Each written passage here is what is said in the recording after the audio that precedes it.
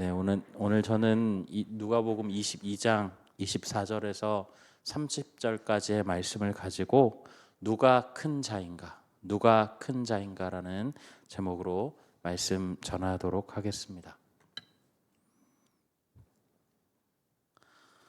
저는 이 목동에서 초등학교를 졸업했습니다. 이 목동 신시가지 아파트가 세워지면서부터 목동에 살았었고요. 그리고 초등학교를 졸업하고 중학교 1학년까지 근 한 10년 정도를 목동에서 살았었죠. 제가 아쉬워하는 것 중 하나가 목동에서 계속 살았더라면 하는 겁니다. 왠지는 아시겠죠? 이 목동 아파트 가격이 천정부지로 지금 뛰었지 않습니까? 그래서 그것을 가끔 아쉬워하는데 만약에 그렇게 됐다면 아마 저는 목사가 못 됐겠죠. 어쨌든 여러분, 그런데 목동 아파트가 왜 이렇게 비싸게 되었는지도 아십니까? 바로 학군이라는 것 때문입니다. 양천구의 목동은 강남구의 대치동, 노원구의 중계동과 함께 대한민국 대표 3대 학군으로 손꼽힙니다. 그러면 거꾸로 대표적인 학군의 집값이 뛰는 이유는 뭘까요? 아이를 높은 교육열과 탁월한 강사들이 모이는 이 학원에 보내기 위해서입니다. 왜 애들을 학원에 보내야 할까요? 아이들이 이 좋은 학교에 가기를 원하기 때문이죠. 그렇다면 왜 좋은 학교에 가기를 원할까요? 이 경쟁 사회에서 살아남게 하고 싶으니까요. 경쟁 사회에서 살아남아서 뭐가 되게 하고 싶은 겁니까? 힘이 있고 권력이 있고 재물이 있는 사람이 되게 하고 싶은 겁니다. 왜요? 그래야 무시를 당하지 않으니까. 남에게 부림받는 게 아니라 부리는 사람이 되니까. 남들보다 위에 있어야 하니까. 여러분, 이 구조를 잘 한번 생각해 보십시오.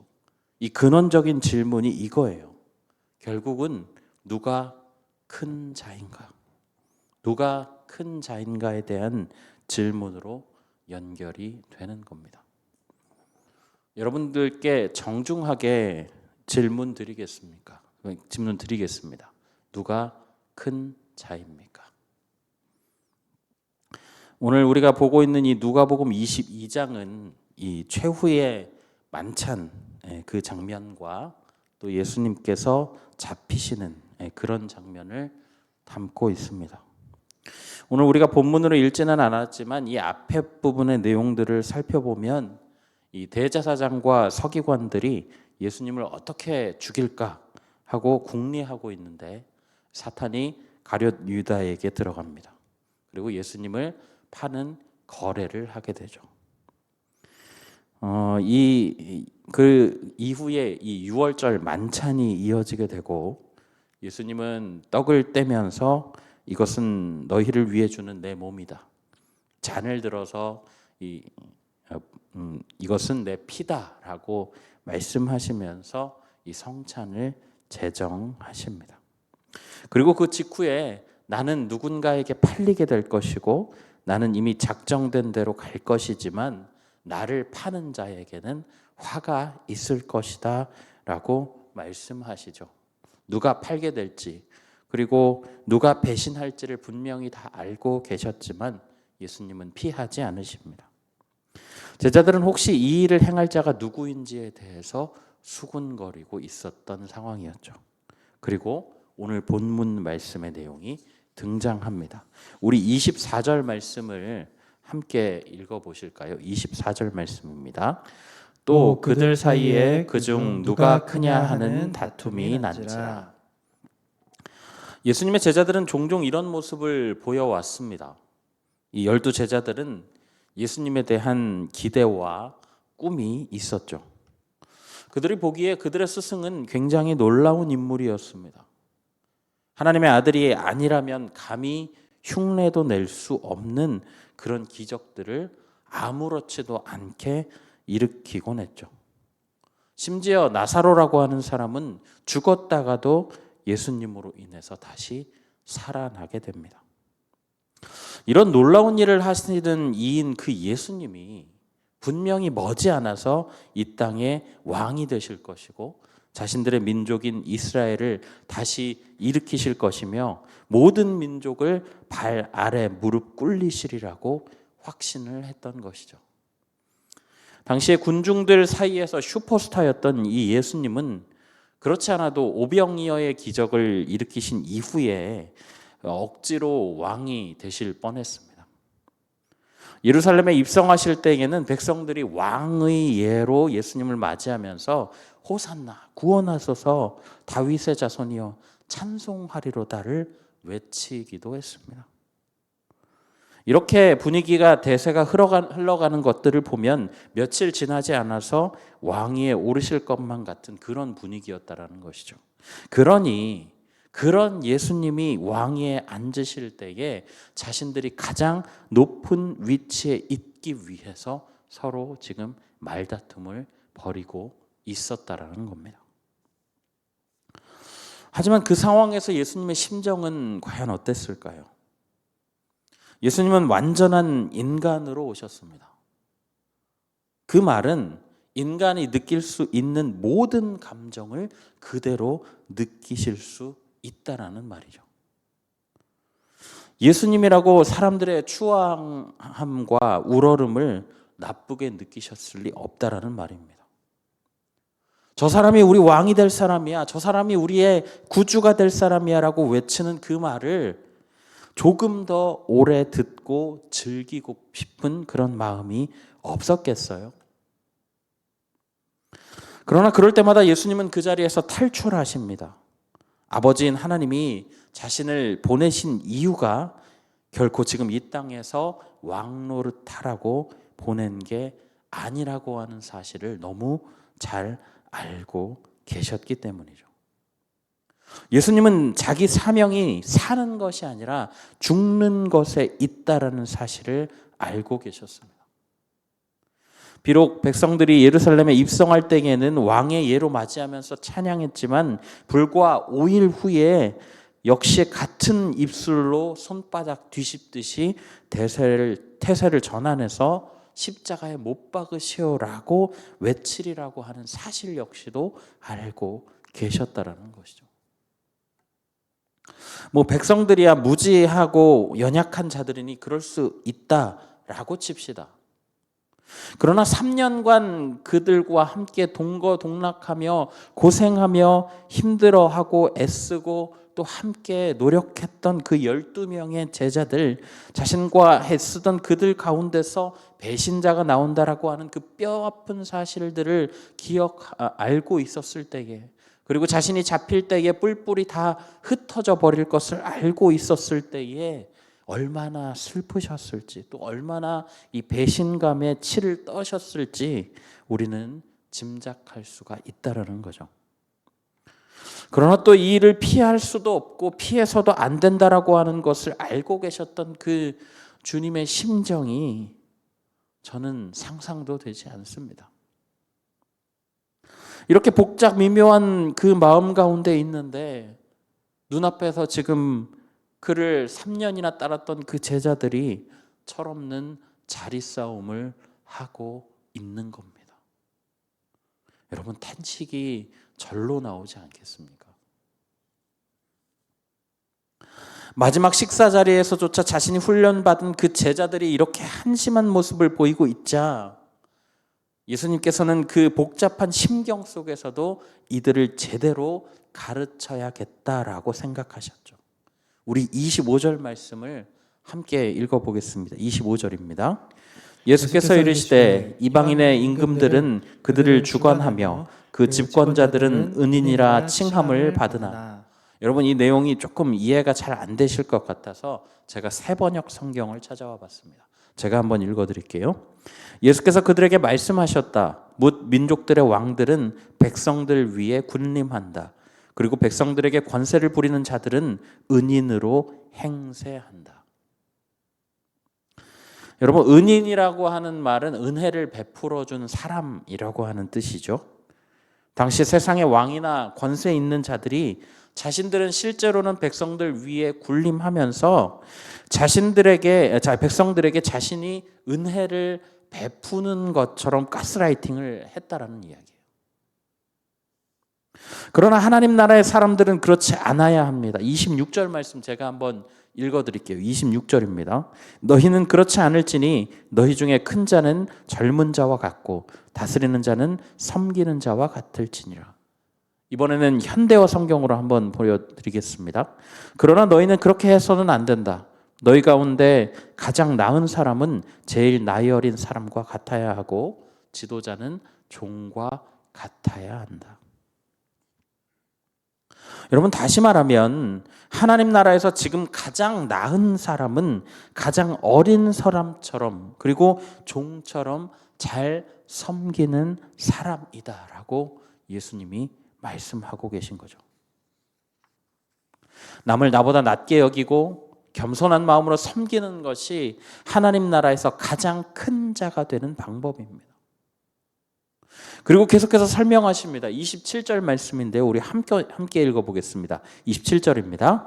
앉아서 먹는 자가 크냐 섬기는 자가 크냐 앉아서 먹는 자가 아니냐 그러나 나는 섬기는 자로 너희 중에 있노라. 여러분, 이것은 이해가 잘 되시죠? 우리의 상식으로 따졌을 때 이게 식당에 가면 앉아서 먹는 자가 높은 자입니까? 서빙하는 자가 높은 자입니까? 네, 당연히 앉아서 먹는 자이겠죠. 그런데 예수님은 이렇게 말씀하시는 거예요. 야, 내가 높으냐 너희가 높으냐? 당연히 내가 높지.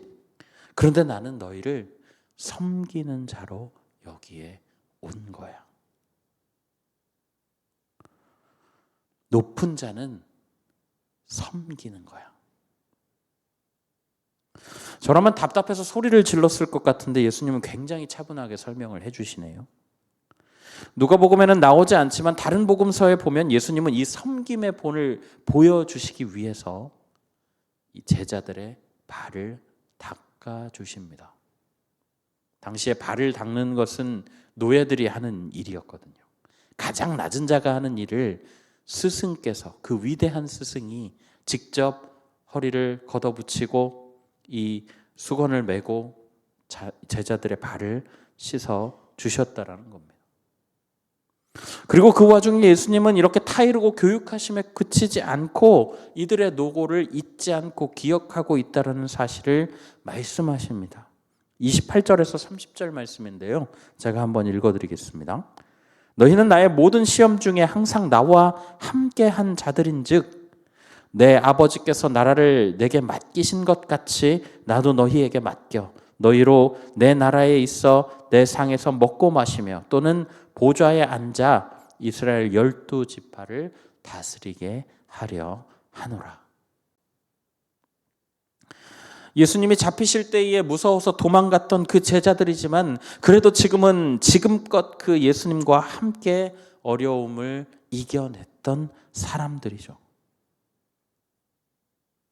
장차 예수님이 다시 오시는 그날에 그들에게 나라를 맡기시고 또 그들은 보좌에 앉아서 이스라엘의 그 12지파를 다스리는 특별한 위치를 누리게 될 것입니다. 여러분, 오늘 말씀을 요약하면 이런 거예요. 너희들은 지금 이 세상에서, 이 땅에서 누가 크냐를 놓고 경쟁하고 있지. 하지만 나는 하늘의 것들을 바라보고 있단다. 지금까지 나를 따라 수고한 너희들은 하늘에서 높은 상급을 받을 거야. 단 조건이 있다. 너희는 지금 이 땅에서 겸손하게 섬겨야 한단다.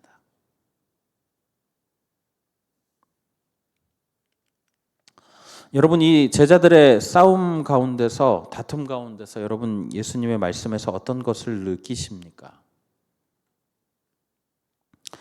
제자들은 예수님과 가장 가까운 위치에서 예수님이 어떻게 행동하시고 어떤 기적을 일으키셨고 어떻게 사역을 하시는지를 다 보고 느낀 사람들입니다. 그러나 그들은 예수님의 이러한 행동 이면에 깔려있는 그 예수님의 겸손에 대해서는 제대로 포착하지 못했던 것 같습니다. 이 예수님의 겸손은 이 땅에 오신 것부터 시작되죠. 창조주 하나님의 아들이시고 그분의 동일 본체이신 그 예수님께서, 그 모든 것의 주인이신 그 예수님이 뭐하러 이렇게 낮고 낮은 이 땅에, 창조주가 피조물의 몸을 입고 이 땅에 오시겠습니까? 그러나 인간을 사랑하셔서 그들을 구원하고자 하시는 그 아버지 하나님의 계획에 순종하셨고, 그리고 받지 않아도 되는 고난과 핍박을 당하시며 심지어는 죽음조차도 받아들이셨죠. 여러분, 이게 바로 예수님께서 보여주신 겸손의 본입니다. 철저하게 낮아지셔서 사람들을 섬기시는 거죠. 예수님이 말씀하신 것처럼 큰 자가 되고자 한다면 남을 나보다 낮게 여기고 그들을 다스리려 하기보다 섬기는 자세를 보여줘야 한다라는 것을 예수님께서는 자신의 삶을 통해서 교육하고 계신 겁니다. 그러나 참 안타깝게도 본질상 진노의 자녀인 우리는 이 겸손함을 갖추기가 정말 너무너무 어렵습니다. 인간이 만들어졌을 당시에는 그런 게 없었을 것입니다. 그저 위라고 하면 하나님이시고 하나님만 경배하고 하나님만 섬기면 그만이었을 에덴 동산이었을 거예요. 그런데 죄가 들어오면서 이게 바뀌기 시작합니다. 자기가 하나님이 되고 싶어하고 자기가 주인이 되고 싶어하는 그 심리가 있기 때문에 사람이 자꾸 사람 위에 서려고 하게 되었다라는 거예요. 힘의 우위로부터 권력과 재물의 우위까지 모든 것에 등수를 매기게 되고 남보다 앞서려고 하는 경쟁이 시작되면서 뒤처지면 실패했다라고 하는 생각들을 모든 사람에게 심어주기 시작하죠. 오늘 본문에 나오는 제자들의 갈등 역시도 예수님이 왕이 되시면 가장 측근에서 고생한 우리가 이 모든 권력과 부와 힘을 가져야 한다라고 하는 생각에서 다투기 시작한 것 아닙니까? 높은 위치에서 군림하고 지배하고 싶어하는 그 죄성에 기인한 그런 마음이 우리 안에 잠재되어 있다라는 거예요. 여러분, 더 놀라운 사실이 뭔지 아세요? 그 죄성이 세상뿐만 아니라 교회 안에서도 발현이 된다라는 것입니다. 사실 여러분, 교회는 하나님 나라의 축소판이어야 합니다. 원래 교회는 완벽해야 돼요.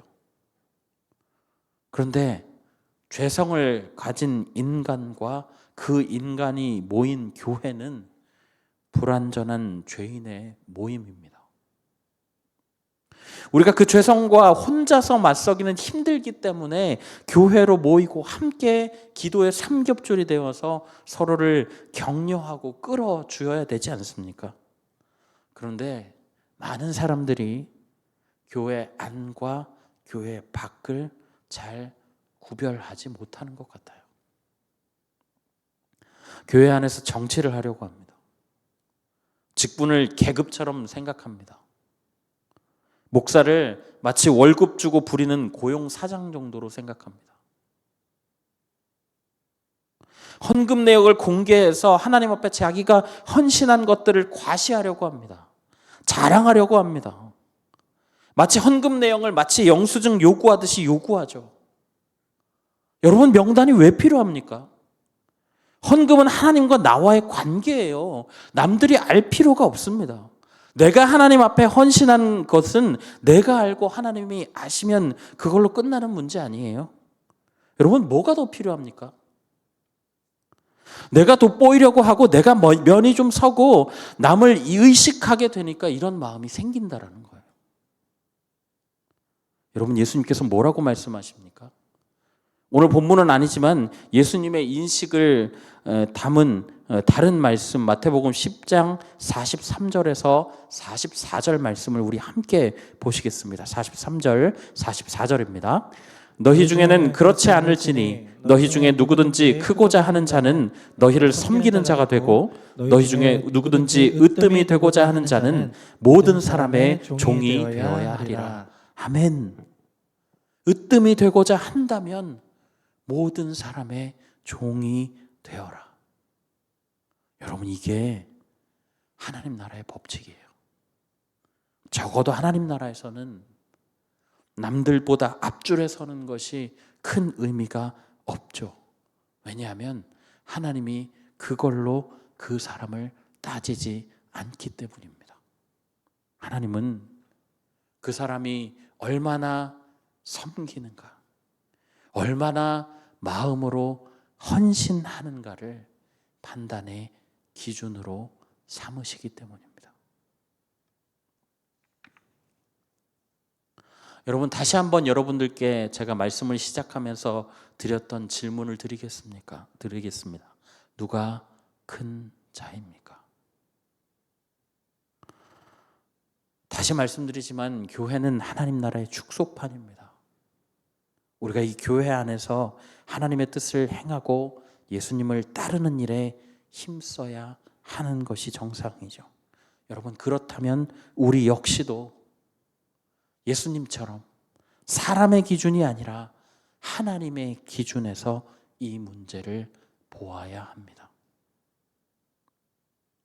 누가 크냐의 문제는 곧 누가 전심을 다해 하나님과 사람을 섬기느냐의 문제와 같은 문제라는 거죠. 예수님의 말씀처럼 하나님 나라는 더욱 섬기고 더욱 낮아지는 사람이 더 높아지는 신기한 나라입니다. 여러분, 우리가 그 사실을 안다고 하면 우리는 더욱 겸손하고 낮아져야 한다는 것이죠. 더 철저하게 섬겨야 합니다. 여러분, 그것이 하나님 나라의 방식이고 하나님의 방식인 거예요.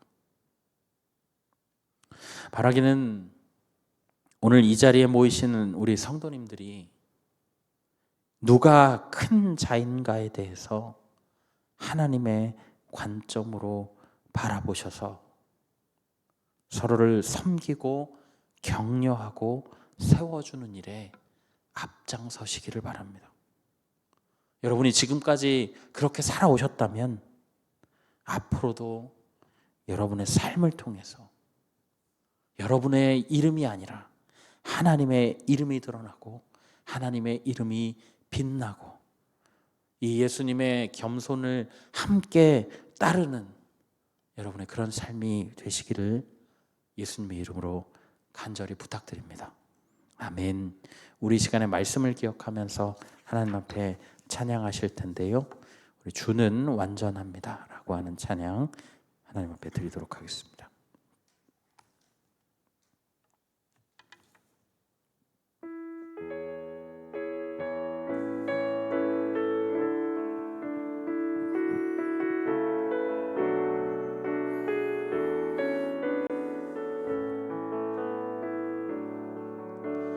주여, 우린 연약합니다.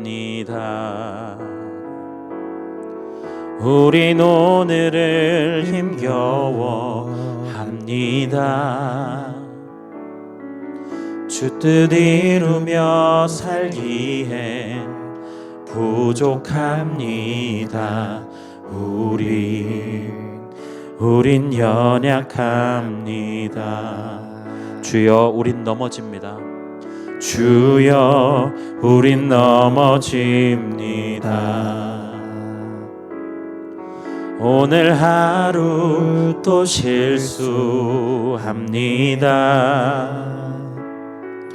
주의 긍휼을 구하는 죄인입니다. 우린 주만 바라봅니다. 한없는 주님의 은혜, 한없는 주님의 은혜, 온 세상을 위에 넘칩니다. 가릴 수 없는 주여 온 땅 위에 충만합니다. 주님만 이기리오니 우린 그 길 따라갑니다.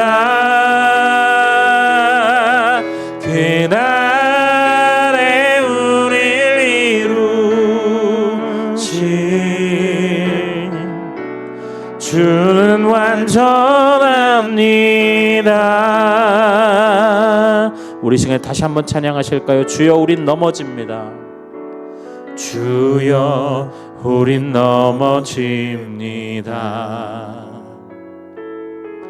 오늘 하루 또 실수합니다. 주의 긍휼을 구하는 죄인입니다. 우린 주만 바라봅니다. 한없는 주님의 은혜 온 세상 위에 넘칩니다. 가릴 수 없는 주여 온 땅 위에 충만합니다. 주님만 이기리오니 우린 그 길 따라갑니다. 그날에 우릴 이루신 주는 완전합니다.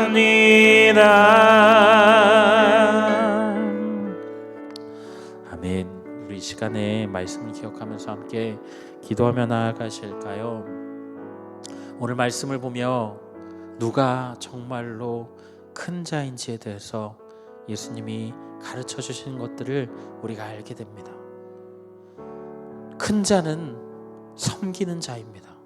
하늘나라에서 큰 자는 누구를 얼마나 더 섬겼는가, 하나님을 위해 얼마나 전심으로 애썼는가에 달려 있습니다.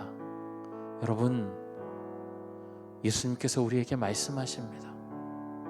나를 위해 그리고 너의 이웃들을 위해 헌신하지 않겠니? 그러면 내가 하늘에서 너에게 가장 높은 자리, 가장 위대한 사람이라고 칭할 거야. 여러분, 우리 이 음성을 기억하면서 이렇게 두 가지 기도 제목으로 함께 기도하며 나아가겠습니다. 섬김을 몸소 실천하셔서 낮고 낮은 이 땅 가운데 피조물로 오시고 죽음에 이르기까지 섬기신 그 예수님을 따라 우리도 겸손한 마음으로 남을 섬기는 삶을 살게 하여 주시옵소서. 세상의 기준으로 큰 자를 따지는 것이 아니라 하나님 나라의 기준으로 큰 자를 따지는 판단 기준의 변화가 내 삶에 자리 잡을 수 있도록 하나님 인도하여 주옵소서. 우리 시간에 이 두 가지 기도 제목 가지고 함께 소리내어 기도하며 나아가겠습니다. 사랑의 하나님, 감사합니다. 주님, 오늘 이 시간 주님의 말씀을 기억하며 주님 그 말씀 속에 우리에게 주시는 것들을 주님 우리가 생각하게 하시니 참으로 감사합니다. 주님, 진정으로 큰 자가 누구인지 예수님께서 가르쳐 주시는데, 큰 자는 섬기는 자이고 큰 자는 얼마나 하나님을 전심으로 헌신하는 자인지 하나님, 그것으로 하나님이 따지신다라고 하는 사실을 우리가 오늘 말씀을 통해 알게 됩니다. 하나님, 우리의 삶에서 주님 겸손하기가 얼마나 어려운지요.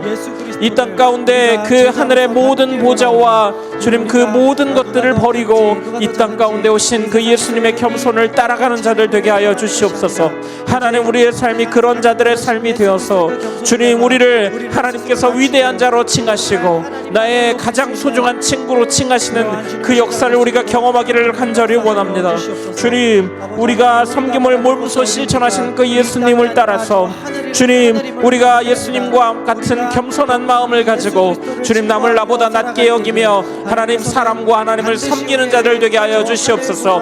하나님을 기쁘시게 하고 사람을 행복하게 하는 일에 주님 우리가 애쓰는 자들 될 수 있도록 하나님 우리를 붙잡아 주시고 인도하여 주옵소서. 주님 우리가 세상의 기준으로 주님 큰 자와 작은 자를 따지는 자가 아니라 주님 하늘나라의 기준으로 하나님의 기준으로 세상을 바라보며 사람을 바라보는 자들 될 수 있도록 하나님 인도하여 주시기를 원합니다. 주님 지금까지 세상의 가치에 주님 우리가 매몰되어 있었다면 주님 지금부터라도 주님 우리가 큰 자를 보는 시선이 바뀌게 하여 주시고 주님 우리가 하늘나라의 큰 자, 이 땅에서의 큰 자가 아니라 하늘나라에서의 큰 자가 되는 역사를 경험하기를 원하오니 주님 우리의 삶을 그렇게 인도하여 주시고 주님 우리의 마음을 그렇게 주장하여 주심으로 주님 우리가 그런 삶을 살아갈 수 있는 자들 되도록 하나님 우리의 삶 가운데 역사하시고 주님의 은혜를 부어 주옵소서. 주님 우리에게 허락하여 주옵소서.